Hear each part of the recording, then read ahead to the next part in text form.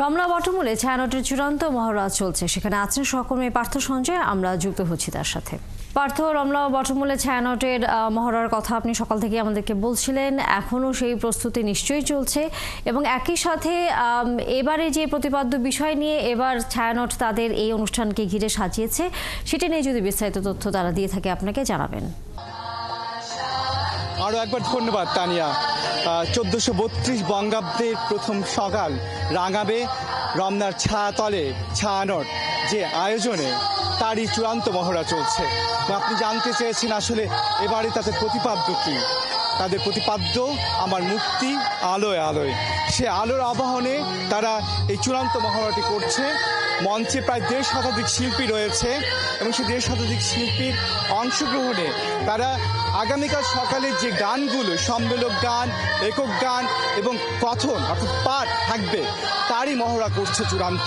এই মহড়াটি শুরু হয়েছে ঠিক 3:25 থেকে এবং তারপর থেকে এখন চলছে এবং এটি সন্ধ্যা 6টা পর্যন্ত চলবে। এবং যে কথাটি বলতে হয় যে ছায়ানট সভাপতি সঞ্জুদা খাতুন তিনি প্রয়াত হয়েছেন।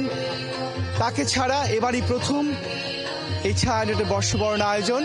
সেখানে একটি শূন্যতা আছে, কিন্তু 1967 সাল থেকে যে বাঙালি আনা এবং যে চেতনা ছড়িয়ে মানবতা এবং মানুষের প্রতি ভালোবাসা ছড়িয়ে স্বদেশের প্রতি ভালোবাসা ছড়িয়ে ছায়ানটের আয়োজন, সেটি কিন্তু এইবার নিরবিচ্ছিন্নভাবে হচ্ছে এবং 58তম আয়োজন এবার। যদিও করোনাকালে এই আয়োজন হয়নি, মুক্তিযুদ্ধ এই আয়োজন ব্যাঘাত হয়েছে, কিন্তু তারপরও ধারাবাহিকভাবে এই আয়োজন রাজধানী জুড়ে বা বাঙালির যে বর্ষবরণ আয়োজন তার প্রধান উৎসব হয়ে উঠেছে এবং সেই উৎসবেরই ধারাবাহিকতা চলছে এবং আগামীকাল সকালেও সে উৎসবই হবে। এর আগের প্রতিবেদনে আমাদের সহকর্মী নাদিয়া শামীম যেমন বলছিলেন যে এখানে বিএমপি এবং র্যাব যে নিরাপত্তা তল্লাশি চালিয়েছে, সেই নিরাপত্তা তল্লাশি চালিয়ে তারা এই বার্তাই দিতে চায় যে নিরাপত্তা নিয়ে কোনো আশঙ্কা নেই। আগামীকালের সকালটি মানুষের আগমনে এই ছায়ানটের আয়োজন রমনার ছায়াতল প্রাণিত হয়ে উঠবে।